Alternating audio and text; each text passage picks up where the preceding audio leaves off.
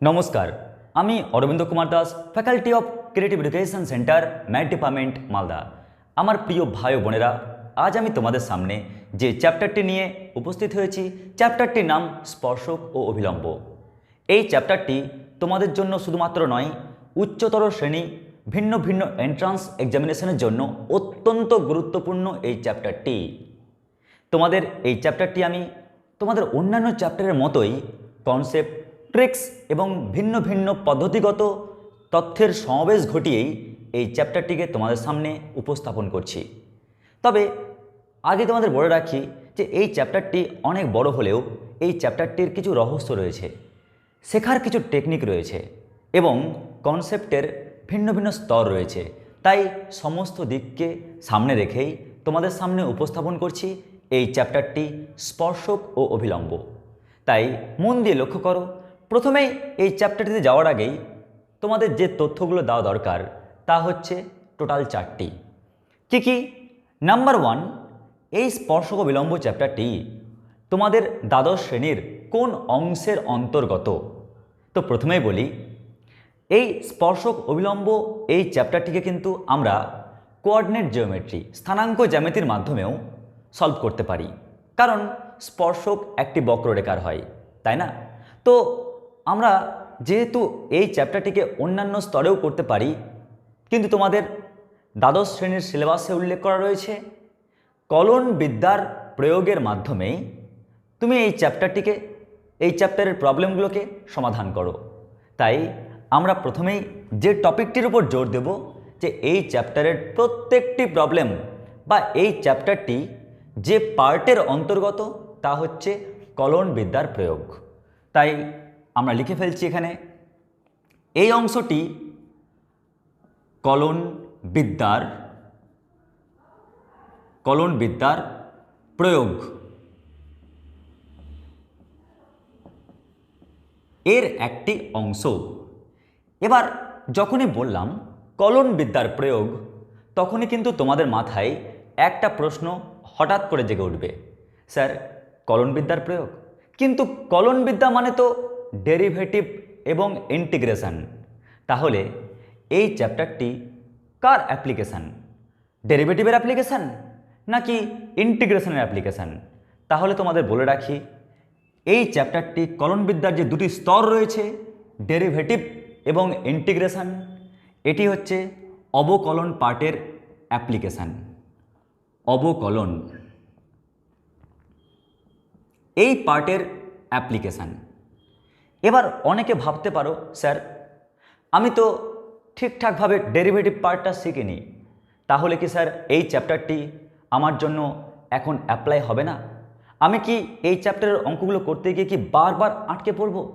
না, তুমি যদি বেশ কয়েকটির ডেরিভেটিভ জানতে পারো, তাহলে তুমি সম্পূর্ণ ডেরিভেটিভ না জানলেও, আংশিক জানলেও কিন্তু তুমি এই চ্যাপ্টারের কোনো অঙ্ক আটকাবে না।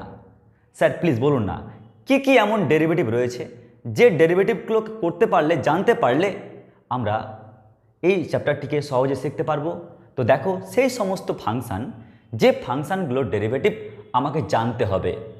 যেমন ধরো কনস্ট্যান্ট, ধরো 3 একটা কনস্ট্যান্ট, আমরা যদি তার ডেরিভেটিভ করি তাহলে বলো তো কী পাবো? নিশ্চয়ই 0। যদি আমি বলি এক্স, তার ডেরিভেটিভ কি হবে? তুমি নিশ্চয়ই বলবে এক্সের রেসপেক্টে তা হবে 1। যদি বলি এক্স স্কোয়ার, তার ডেরিভেটিভ কি হবে? নিশ্চয়ই তুমি বলবে এক্সের রেসপেক্টে তার ডেরিভেটিভ 2x।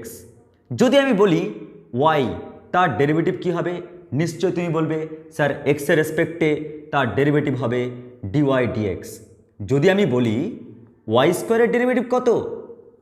তুমি অবশ্যই বলবে এক্সের রেসপেক্টে ওয়াই স্কোয়ারের derivative 2y into dy dx। যদি বলা হয় 1/x এর ডেরিভেটিভ কি? 1/x এর ডেরিভেটিভ কি? তাহলে তুমি কি বলবে? 1/x এর ডেরিভেটিভ x এর রেসপেক্টে হয় -1/x স্কোয়ার। যদি তোমাকে বলা হয় √x, তার ডেরিভেটিভ কি? তুমি বলবে স্যার x এর রেসপেক্টে তার ডেরিভেটিভ 1/2√x। তাহলে আমি এটাই বলতে চাইলাম যে তোমাদের এই চ্যাপ্টারে যেহেতু তোমরা দেখতে পাচ্ছ কলন বিদ্যার প্রয়োগ, তাই কলন বিদ্যা যদি প্রয়োগ না করো তাহলে কিন্তু এই চ্যাপ্টারে অঙ্ক করলেও সঠিক হলেও নাম্বার পাবে না। তোমাকে কলন বিদ্যার প্রয়োগ করতেই হবে। আর কলন বিদ্যা মানেই ডেরিভেটিভ এবং ইন্টিগ্রেশন। তবে এই চ্যাপ্টারটি ডেরিভেটিভের একটি পার্ট, তার অ্যাপ্লিকেশান। তোমাদের মাথায় আসতেই পারে স্যার ডেরিভেটিভের যখন অ্যাপ্লিকেশান, নিশ্চয়ই ডেরিভেটিভ আমাকে সুন্দর করে জানতে হবে। কিন্তু আগেই বলি ভাই বোনেরা, মানছি তোমাকে ডেরিভেটিভ জানতে হবে, কিন্তু কিছু কিছু ইউনিক ডেরিভেটিভ রয়েছে, কিছু কিছু ইউনিক ফাংশানের অবকলন রয়েছে, যেগুলো জানলে গেলেই তুমি এই চ্যাপ্টারে কোনো অঙ্ক অন্ততপক্ষে ডেরিভেটিভের জন্য আটকাবে না। স্যার এমন কি কি ফাংশান রয়েছে? তো দেখো, এই কেবলমাত্র ফাংশান, যে ফাংশানগুলো ডেরিভেটিভ জানতে গেলে তুমি এই চ্যাপ্টারের প্রত্যেকটা অঙ্ক সহজে করতে পারবে।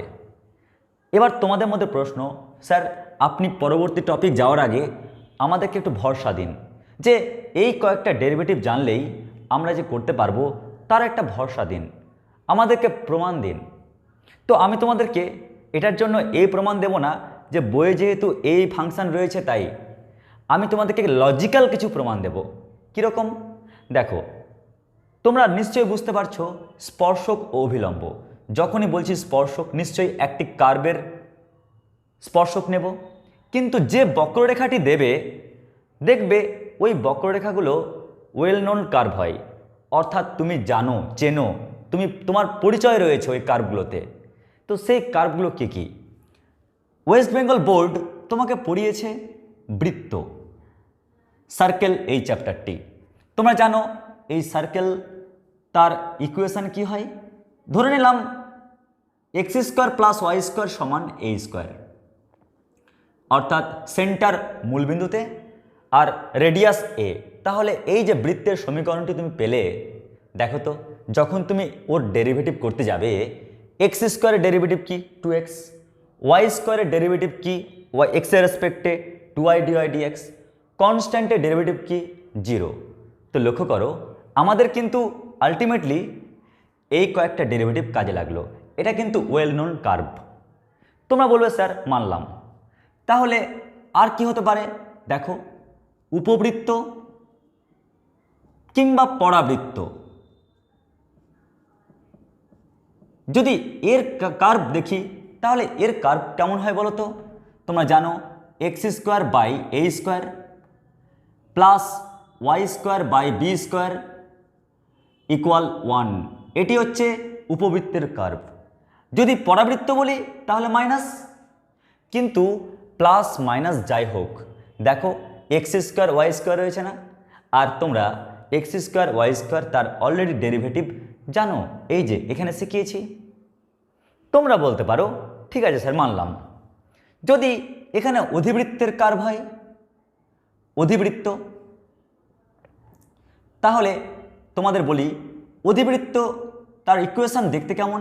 Y square equal 4x। ধরো একটা জেনারেল একটা ইকুয়েশন লিখলাম। তো তোমরাই বলো ওয়াই স্কোয়ারের ডেরিভেটিভও জানো, আবার 4ax, এক্সের ডেরিভেটিভও জানো। তাহলে দেখো এটাও ওয়েল নোন কার্ভ। তোমরা দেখো তোমাকে দিতে পারে সমপরাবৃত্ত, সমপরাবৃত্ত। তো সমপরাবৃত্তের সমীকরণ কি? ধরে নাও X Y equal C square. তাহলে এখান থেকে ওয়াই সমান কি পাচ্ছি? C square by X. ও সি স্কোয়ার ইন্টু 1/x। তো তোমাদের 1/x এর ডেরিভেটিভ বলেছি।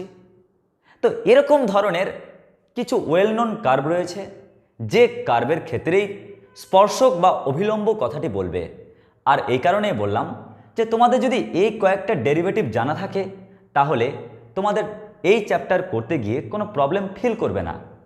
যদি দু একটা এরকম ডেরিভেটিভ চলেও আসে, তোমাদের ক্লাসে আলোচনার মাধ্যমে তা সমাধান করে দেওয়া হবে। তো এই হলো তোমাদের একটি পার্ট কলন বিদ্যার প্রয়োগের অংশ। এবার তোমরা বলতে পারো স্যার ঠিক আছে মানলাম, তাহলে এই চ্যাপ্টারের ধারণা কি? এই চ্যাপ্টারের ধারণার পাশাপাশি বলুন এই চ্যাপ্টারের সদস্যকে। আর আপনি এটাও জানান নাম্বার বিভাজন, কত নাম্বার থাকবে এই চ্যাপ্টার থেকে। তো তোমাদের বলি প্রথমে নম্বর বিভাজন। নম্বর বিভাজন,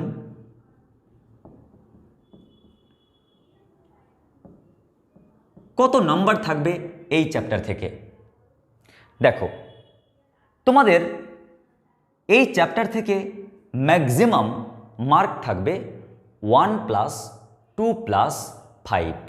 স্যার মানে বুঝলাম না, তোমাদের এমসিকিউয়ে এখান থেকে একটা অঙ্ক দিতে পারে, তার মানে কি নাও দিতে পারে, কিন্তু দেওয়ার সম্ভাবনা থাকে।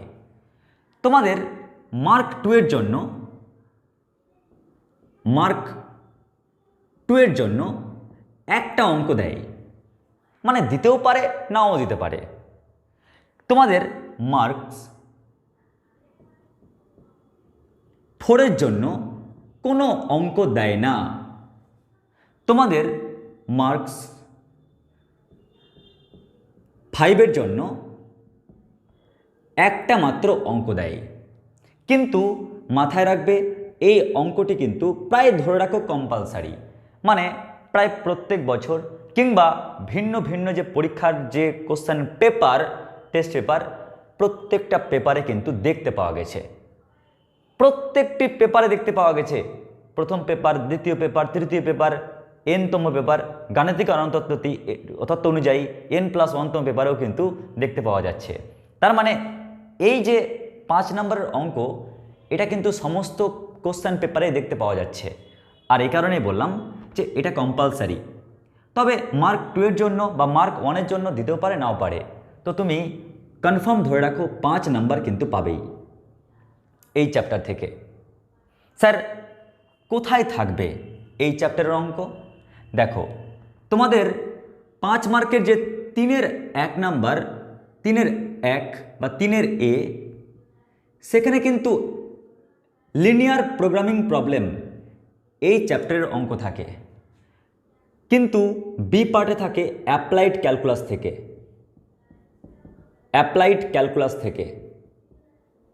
এখানে টোটাল 4টি অঙ্ক দেয়, 1, 2, 3, 4। এই 4টি অঙ্কের মধ্যে এনি 2, যে কোনো 2টি অঙ্ক করতে বলে। এটা থাকবে কোশ্চেন পেপারের সবচেয়ে লাস্ট পেজে।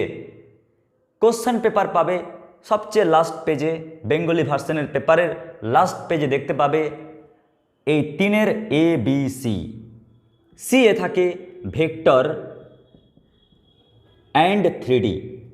তো এখানে টোটাল 4টি অঙ্ক থাকে, 4টির মধ্যে যে কোনো 2টি করতে বলে, তার মধ্যে একটি অঙ্ক কমন পাবে এই চ্যাপ্টার থেকে। আশা করছি তোমরা এই নাম্বার বিভাজন বুঝতে পারলে। এবার চলে আসি এই স্পর্শক অভিলম্ব চ্যাপ্টারের মধ্যে সদস্যকে, কে সদস্য রয়েছে, তাই হেডিং দিচ্ছি সদস্য। আর অপরটি কি দেখব? ধারণা।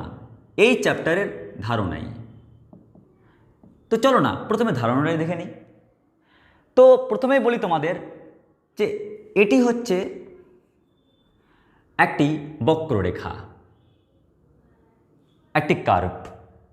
এবার এই বক্ররেখার উপর অসংখ্য কিন্তু বিন্দু রয়েছে, তাই না? অসংখ্য বিন্দু রয়েছে। আমরা কি এই সরল রেখাটিকে বলতে পারি স্পর্শক? নিশ্চয় না। তাহলে এই সরলরেখাটির নাম কি? এই সরলরেখাটির নাম হচ্ছে ছেদক। মানলাম এই সরলরেখাটি একটি সরলরেখায়, কিন্তু এর স্পেশাল নাম ছেদক।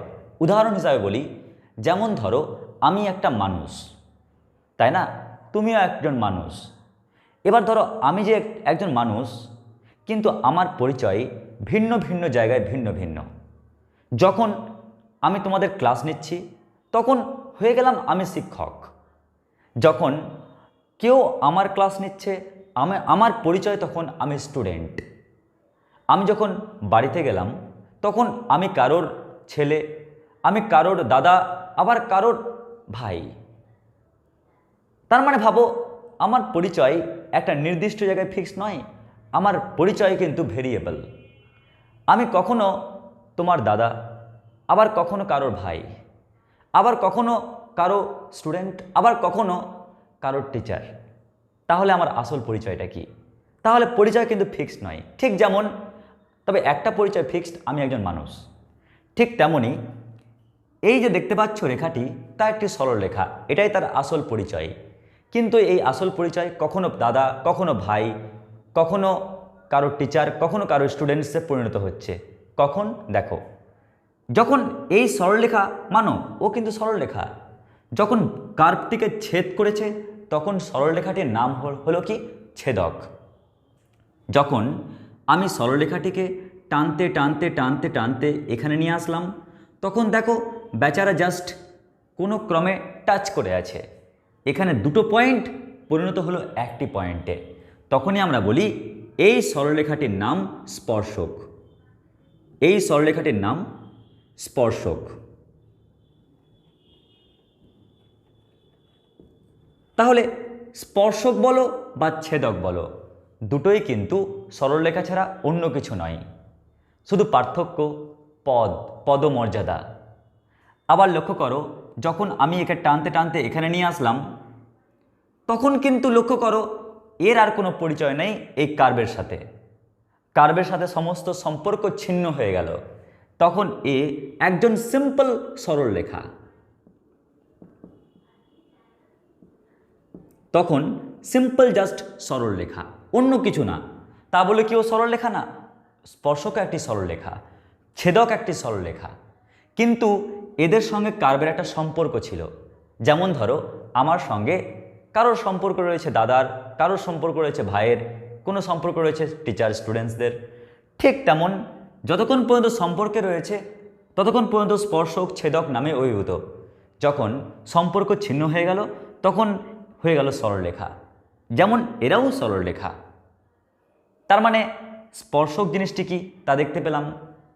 আর এই যে পয়েন্টটি দেখতে পাচ্ছ, এই পয়েন্টের নাম স্পর্শবিন্দু, আর এই পয়েন্টগুলোর নাম কি? ছেদবিন্দু।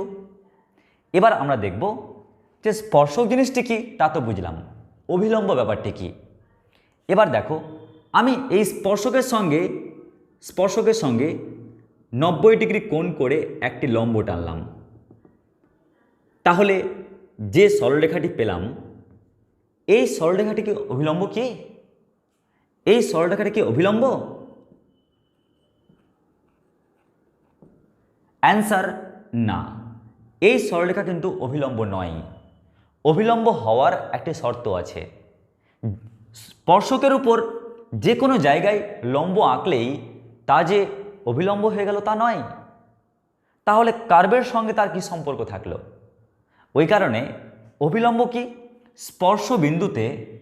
স্পর্শবিন্দুতে ওই স্পর্শকের সঙ্গে 90 ডিগ্রি কোণ করে, কি বললাম? স্পর্শবিন্দুতে ওই স্পর্শকের সঙ্গে 90 ডিগ্রি কোণ করে আমরা যে লাইনটি টানব, সেই লাইনটির নাম হচ্ছে কি? অভিলম্ব।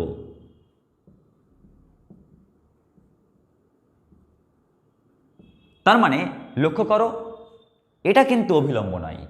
অভিলম্ব কোনটি? এটা হচ্ছে অভিলম্ব।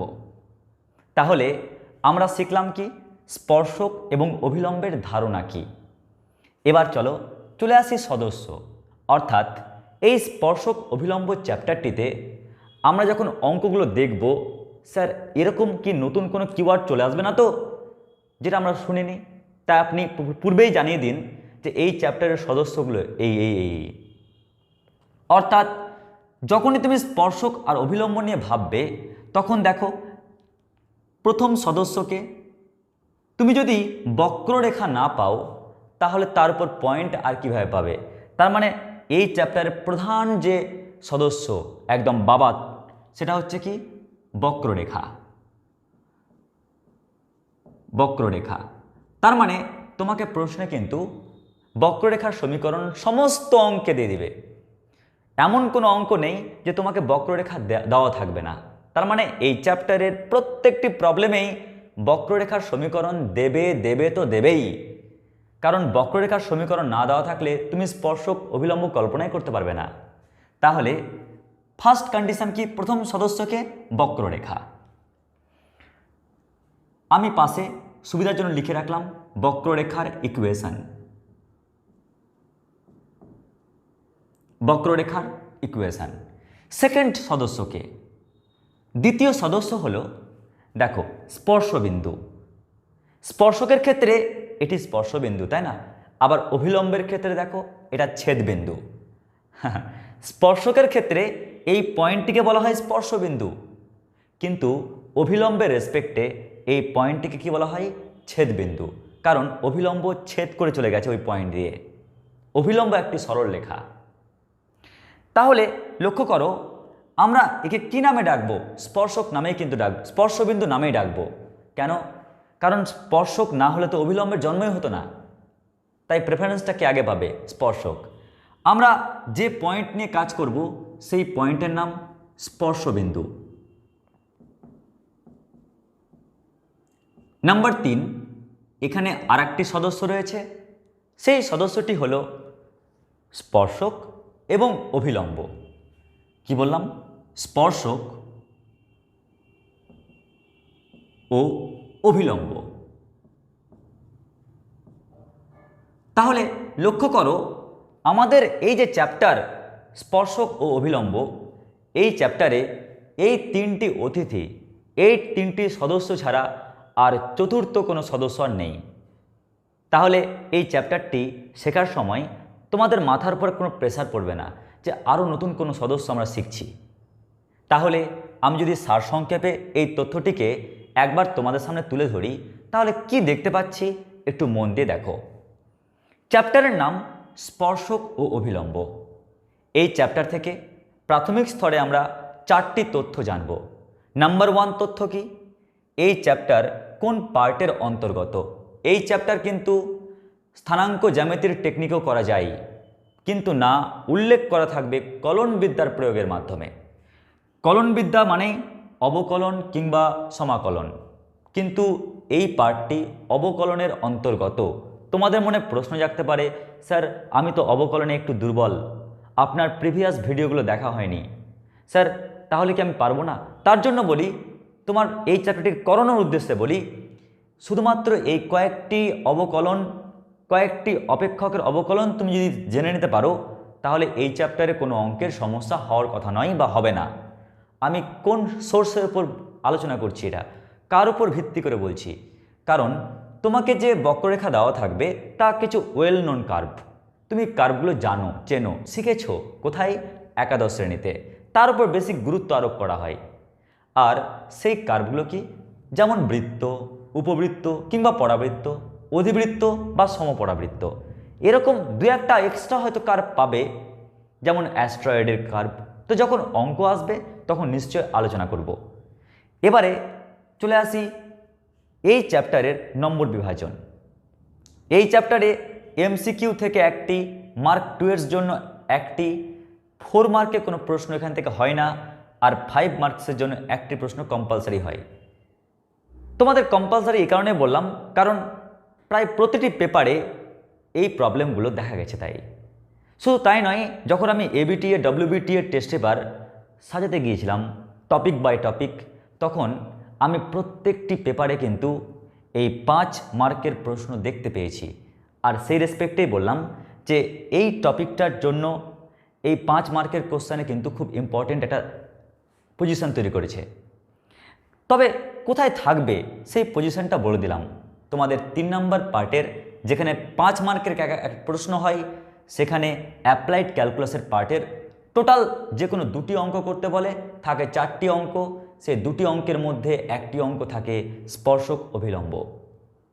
তোমাদের আমি দিলাম এই চ্যাপ্টারের ধারণা, কনসেপ্ট কি। আমি তোমাদের এটাই বললাম যে আমি একজন মানুষ, কিন্তু আমার পরিচয় ভিন্ন ভিন্ন জায়গায় ভিন্ন ভিন্ন। আমি কারো দাদা, কারো ভাই, আমি কারোর টিচার, আবার কারোর স্টুডেন্ট, আমি কারোর ছেলে, কারো সন্তান। তাই আমি তোমাদেরকে এটা জানালাম যে একজন সরলরেখা, সেই সরলরেখায় কখনো ছেদক, কখনো স্পর্শক, কখনো অভিলম্ব এই রকম রূপে বিরাজ করছে। কোনটা কি তা সুন্দরভাবে ডিসকাস করলাম। তার পাশাপাশি তোমাকে দেখানো হলো যে এই চ্যাপ্টারের সদস্য কে কে। কারণ সদস্য জানতে পারলে তবেই না তাদের ইউনিক কাজগুলো জানতে পারবে। ওই কারণে বললাম এই চ্যাপ্টারের সদস্য হচ্ছে বক্ররেখা। বক্ররেখা না দিলে পয়েন্ট পাবে না, তাই স্পর্শবিন্দু। স্পর্শবিন্দু পেলে তবেই তুমি স্পর্শক অভিলম্ব পাবে। তাই 4টি মাত্র সদস্য, আর পঞ্চম কোনো সদস্য এই চ্যাপ্টারে এই টপিকে নেই নেই তো নেই। এবার চলো এবার দেখি পরবর্তী অংশ।